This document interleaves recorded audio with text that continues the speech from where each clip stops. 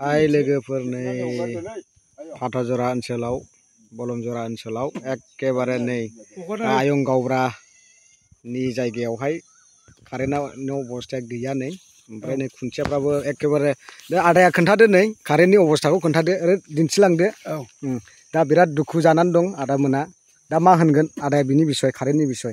बिनि बिसयथ' जोंनावहायथ' जोंनि बे फाथाजरा ब्रेकेट सादु बुस्थि बलमजरा नैबे जिनिसा जोंनि दा कारेन्टआ एकदम रेडि रिदां खुन्थियाफ्रानो।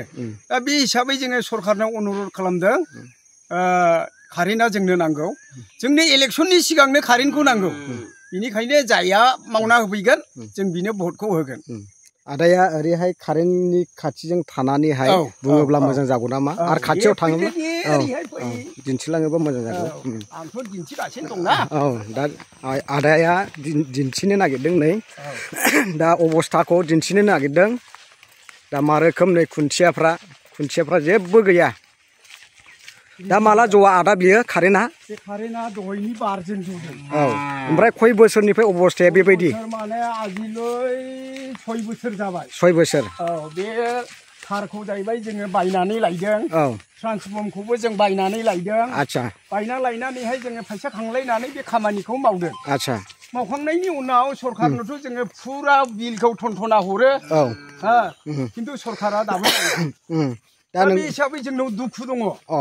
मा दुखु? मा दुखु माने जोंनो कारेन्टखौ मावनानै होफैनांगौ। मालासिमाव होफैनांगौ? इलेक्सननि सिगांनो जोंनो कारेन्टखौ नांगौ। दा आदाया खावलायदों नै सोरखौ खावलायगोन? सरकारखौ खावलायदों आं। आच्छा। सोर चिफखौ खावलायगोन?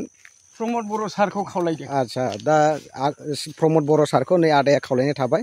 दा अननानै प्रमद बर' सारा आदानि खावलायनायखौ आदानि दुखु आरो हांमाखौ बे कारेन्टनि समस्याखौ समाधान खालामफैनो थाखाय आङो गुरै खावलायनाय थाबाय आरोखि। दा बबेसिम बियो? मावनानै होफैथारनांगौ। बिसिम। बिसिम ना? माने गासै जोङो दा बे 2 नम्बर मा होनो थारजों बायना लायनाय, जों मा होनो ट्रान्सफर्म बायना लायनाय, बेफोरखौ जोङो फैसा खांलायनानै रायजोयैनो बायनानै लायदों। दा जिनिसा जाहैबाय जोंनियावहाय 120 घर दङ। 120 घर? 120 घर दङ। बे सावगासिनो दङ। सावनाया बे रिदिं रिदां थारजोंनो। खिन्थु बिलखौथ' जों सरकारनो थनथना होयो। खिन्थु बिल लाखांनायनि उनावबो बिसोरो खुन्थियाफोरखौ थारफोरखौ मानो मावनानै होफैया? जोंहा बे जोंनि रायजो हयै जोङो बेखौ दुखु दङ। दा बे हिसाबै जोङो बे इलेक्सननि सिगांनो जों प्रमद बर' सारखौ खावलायदों जेन'थे अननानै जोंनि बे कारेन्टखौ मावनानै होफैयो। दा ट्रेन्सफर्माया 120 घरखौ कन्ट्रल खालामनो हाजोबो नामा? कन्ट्रल खालामदों। दासिमाव कन्ट्रल खालामगासिनो दङ। बेजाल गैया? बेजाल गैया। आच्छा। ओमफ्राय ट्रेन्सफर्मा लुबैदों नामा? ट्रेन्सफर्माथ' बेनो मोजाङैनो सोलिगासिनो दङ। खिन्थु जोंनो दा थार नांगौ, खुन्थिया नांगौ। ट्रेन्सफर्माया बेसेबां फेस? बे 63। 63। होमब्ला 120 खौहाय बे कन्ट्रल खालामथारो? कन्ट्रल खालामथ'दों दामानि। एक्सुवेलिथ' नोङो बे माबा 120 घराथ' नोङो एक्सुवेलि बुंनो थाङोब्ला आंनि हिसाबाव बेखौ खावनै बुखावनांगौ आरो ना, बांद्राय अभारलड जायो नङा होमबा? दा जुदि खावनै बुखावोब्ला होमब्ला माने बिराद मोजां जाबाय आरोखि। माने जिनिसा जाहैबाय दा बेखौ सरकारा मा खालामो जों सरकारनो खोन्थाग्रोनोसै। जोङो अनेक खोन्थाबायबो। जोङो MLA सारनिफ्रायबो जोङो MLA सारनि फरवार्ड लालायनानै जोङो अफिसाव कारेन्ट अफिसाव जोङो दरखास्त' हैनाया जों खेबनैसै। खिन्थु जेबो एक्सेप्ट जाया। ओमफ्राय दा आं लामानि अबस्थाखौबो खाराब नुदों आदा। दा बे लामानि बिसयबो बुंदो। लामायाथ' जोंनि जगैनो जोंनि लामायानो सबसे। माने दा नोङो नै दैज्लां सफैबाय, खुनु थाबाय जाखाया लामायानो। दा नोङो जोंनि जेनाखि PWD जेन'बा बे फिसिम जोङो थांनोनो गावनि न'निफ्राय ओंखारलांनोनो जोंहा लामायानो गैया। बिराद उसुबिदायाव दङ। दा बेजोंथ' सात्रफोरबो सात्र थांलाय फैलाय खालामो। माबा इंलिश मिडियाम स्कुला खाथियावनो दं। ग्रेस इंलिश मिडियाम स्कुल बियो। बेवहाय सात्रफोर थांलाय फैलाय खालामो।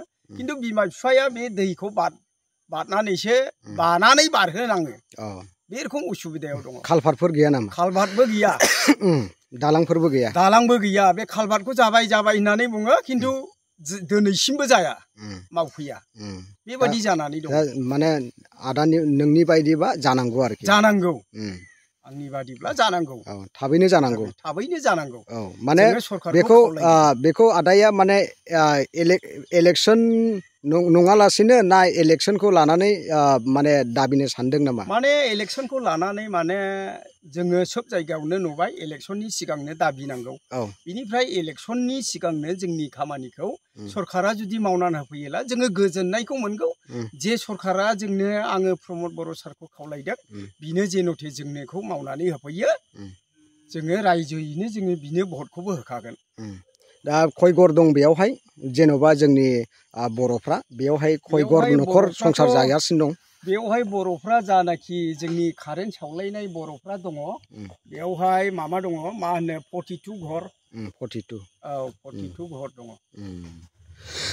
दा सारनिसिम धन्यबाद थाबाय आच्छा दा नै आदायाखौ धन्यबाद आरो आदानि बुंनाय बाथ्राफोरखौ प्रमद बर' सारा खोनासंगोन होननानै आसा थाबाय आरो जोंनि गसाइगाव समिस्थिनि मानगोनां मानाव गेदेर MLA जिरन सारखौबो खावलायनाय थाबाय आरो बे इउटुब चेनेलखौ नुदोंब्ला बा आंनि एनि टाइम्स ब्लग इउटुब चेनेलखौ नुदोंब्ला अन्नानै बे चेनेलखौहाय माने नायनानै बुजिना लाबानो जाबाय आरोखि बेखौनो आङो गुरै खावलायनाय थाबाय आदानिसिमबो धन्यबाद नोंथाङा नोंनि दुखु बा गामिनि समस्याफोरखौ खोन्थानानै बा बुफ्रुसारनानै होनायनि थाखाय जोबोद जोबोद धन्यबाद होनाय थाबाय आं बिसिमावनो आंनि बे ब्लगिं खालामनायखौ आङो बा बे आदानि बुंफ्रुसारनायखौ आं बे समावनो आङो फोजोबनानै जाबाय बयखौबो गोजोन्थों